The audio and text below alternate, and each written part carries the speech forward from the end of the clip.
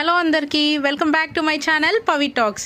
ఈరోజు సండే అండి. ఈరోజు స్పెషల్ చూద్దాం మా ఇంట్లో ఏంటని. రాగి సంగటి, నాటుకోడి పులుసుకి రెండింటికి రెడీ చేసి పెట్టానండి. యాక్చువల్లీ కుక్కర్లో అన్నీ వేసేసాను నేను. అల్లం వెల్లుల్లి paste, onion paste, tomato paste అన్నీ వేసేసాను. చికెన్ రెడీగా కడిగి పెట్టుకున్నాను. అది పచ్చి వాసన పోయే లోపల మంచిగా వేయించుకోవాలి. అది పచ్చి వాసన పోయిన తర్వాత చికెన్ తీసి వేసేయాలన్నమాట. ఒక పక్క సంగటి చేస్తున్నాను. అది మంచిగా వేయించుకొని చికెన్ అందులో వేసేసాను. చికెన్ వేసుకొని ఉప్పు వేసుకున్నానండి. ఉప్పు ఇప్పుడు వేస్తేనే ముక్కకి బాగా పడుతుందన్నమాట. సో ఇప్పుడే ముక్కకి బాగా పట్టేలాగా ఒకేసారి వేసుకోవాలి ఉప్పు.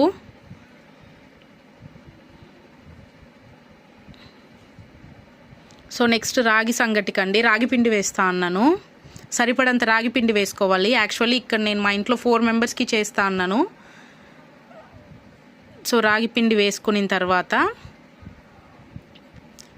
కింద నుండి రైస్ అన్నీ తీసి పైన పిండి మీద ఇలా వేసేయాలండి. అప్పుడు అది కొంచెం పచ్చివాసన పోతుంది, ఆవిరి పైకి పోకుండా ఉంటుంది. కాబట్టి పిండి బాగా ఉడికి పచ్చివాసన పోతుంది. అలా 5 మినిట్స్ అలా వదిలేయాలి దాన్ని పచ్చివాసన పోయేంత వరకు.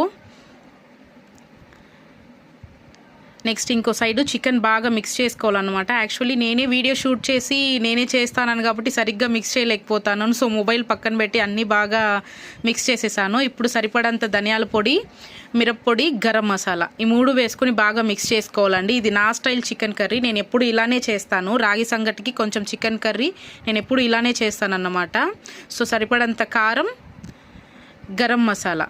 నెక్స్ట్ అలానే నేను మిక్సీతో అలానే వేస్తాను గరం మసాలా.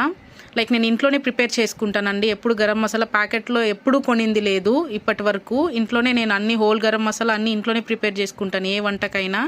ఇలా వేసుకొని అన్నీ మంచిగా ఇలా మిక్స్ చేసుకోవాలి.